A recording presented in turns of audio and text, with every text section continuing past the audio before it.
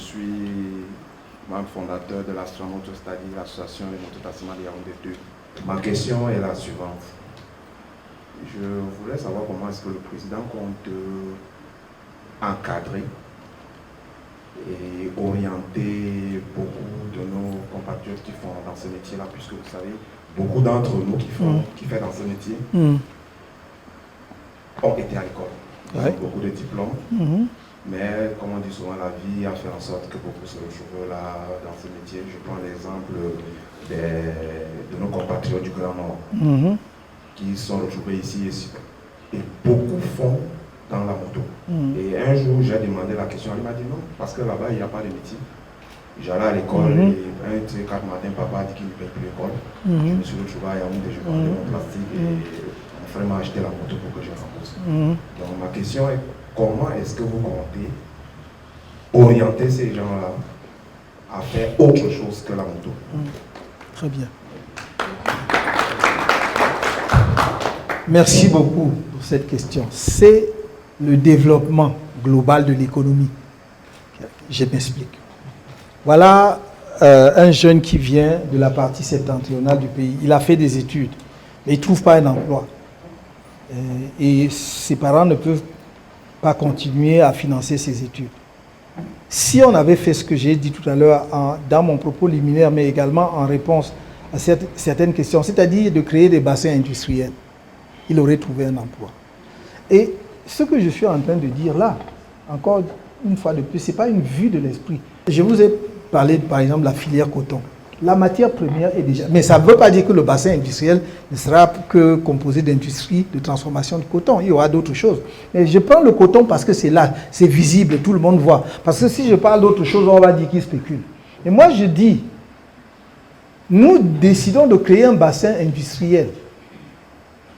Je peux mettre ça, par exemple, à la limite entre le nord et l'extrême nord.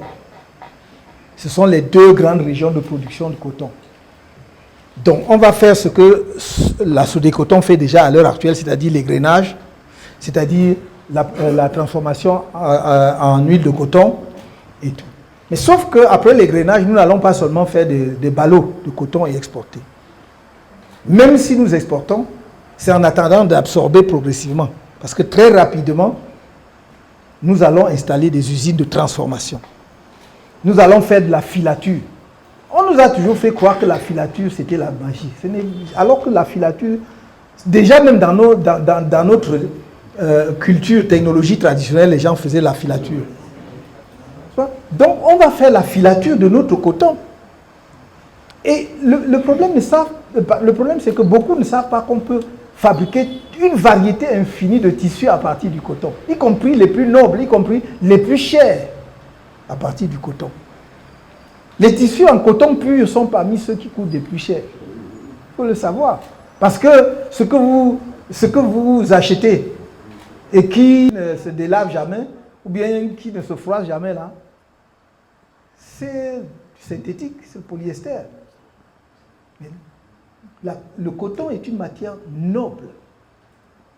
Et si vous combinez ça avec quelques autres matières, même si vous faites un dosage de coton à 40, 60, etc., vous avez des variétés de tissus qui changent à l'infini.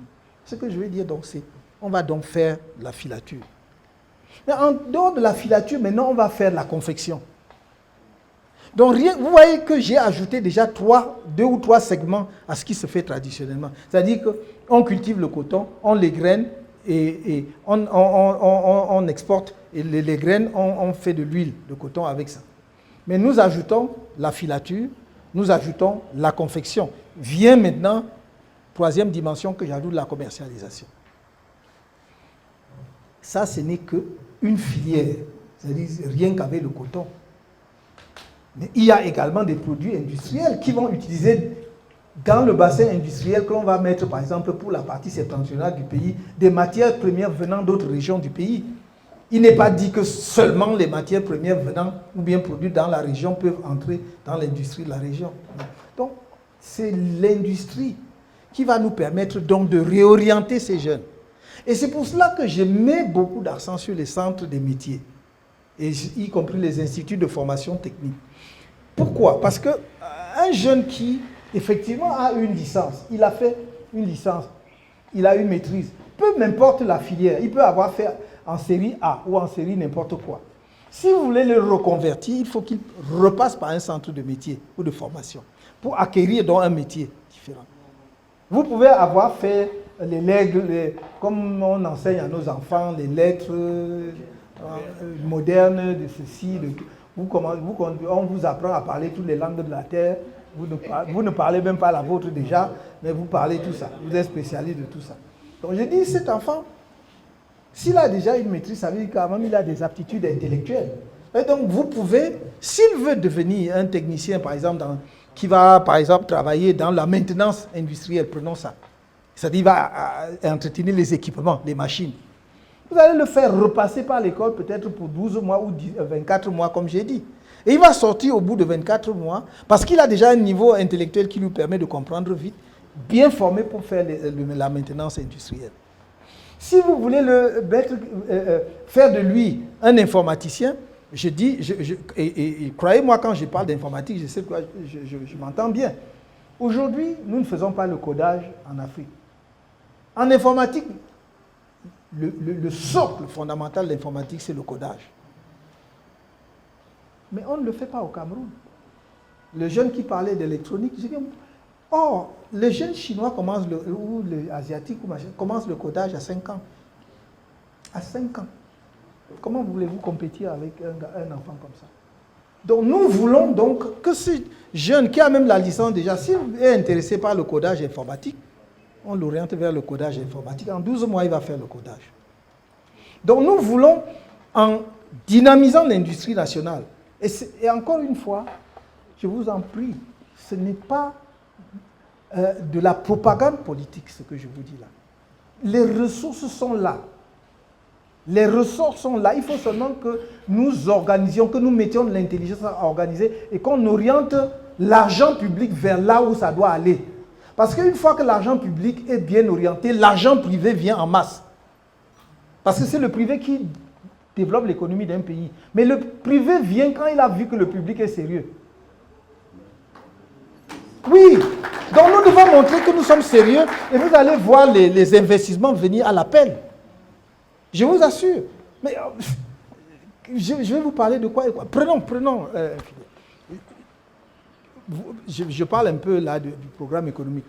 Nous voulons essayer de diminuer notre déficit en logement au Cameroun. Vous avez vu vous-même où la plupart des Camerounais logent. On estime à près d'1 million d'unités, c'est-à-dire d'unités de maisons, à près d'1 million le déficit de logement au Cameroun. Ça doit être 1,5 million maintenant. Parce que 1 million c'était il y a 7 ans, 8 ans. Donc on doit être autour de 1,5 million. C'est-à-dire de retard que nous avons dans la construction de logements. Si vous voulez même pas rattraper ce retard, même si vous voulez le diviser même seulement de moitié, est-ce que vous voyez la quantité de matériaux de construction que ça va prendre? Moi je suis, oui, vous voyez la quantité de matériaux de construction? Nous produisons quoi en termes de matériaux de construction? À part les quelques usines maintenant comme Prométhée qui font du fer à béton. Sortis de là, vous faites quelle quantité de carreaux par an? Chacun veut mettre les carreaux, non? Vous produisez les carreaux. Donc moi quand je dis que je vais faire pour que les entrepreneurs ouvrent des usines de production de carreaux, c'est ça qui va employer les jeunes, non? Parce que le marché existe, je produis mes carreaux, je sais qu'on va vendre pour construire les maisons. Parce que je vais rattraper le retard sur le logement des Camerounais, parce que un de nos rêves, c'est de donner un toit, un abri à chaque Camerounais. Que ce soit en maison individuelle ou en appartement, on va trouver les formules pour payer. Je ne veux plus que les Camerounais habitent dans les lobbies, les eaux. Tu arrives à Douala, l'avion veut se poser. Si tu es un étranger, tu tournes seulement la tête. Tu ne veux pas qu'il te regarde parce que tu vois toi-même ce qu'il y a au sol là, tu as honte. Et on doit continuer comme ça.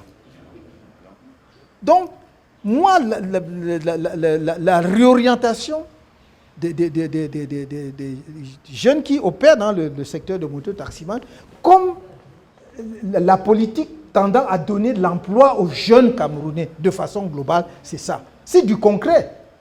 Il faut que demain, si un jeune Camerounais, dans les quelques années qui vont suivre, si on démarre l'année prochaine, que dans les années... Si un Camerounais, un jeune, va encore mourir au désert, ou c'est qu'il a choisi.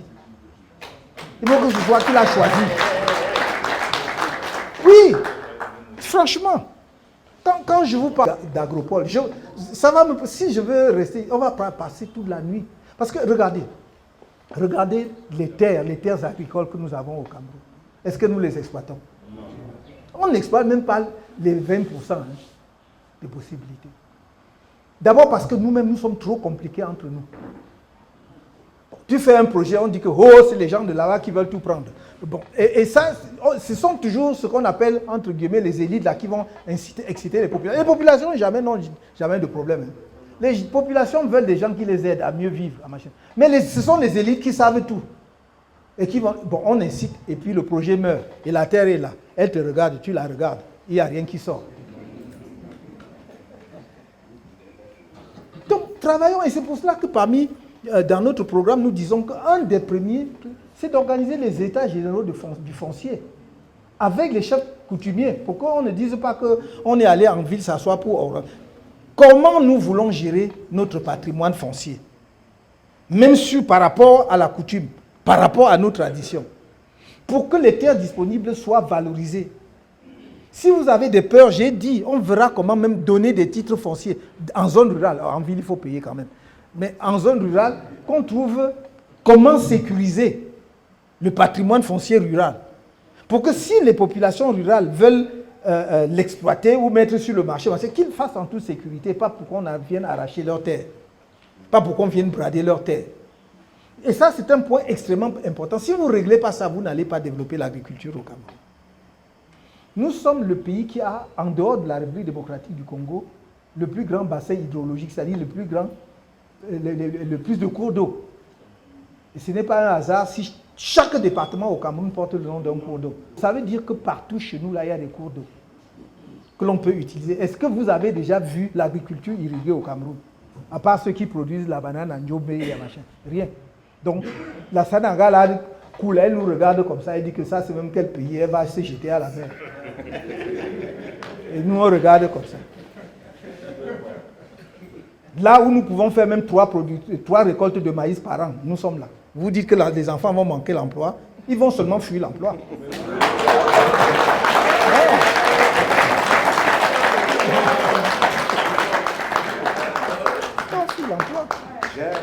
J'ai une proposition. Par an, il y a au moins plus de 2 millions de motos qui entrent au Cameroun, plus particulièrement de l'Asie et du Nigeria. Et ma proposition à moi, c'était que lors de votre premier septennat, c'est de créer une industrie pour fabriquer les motos sur place.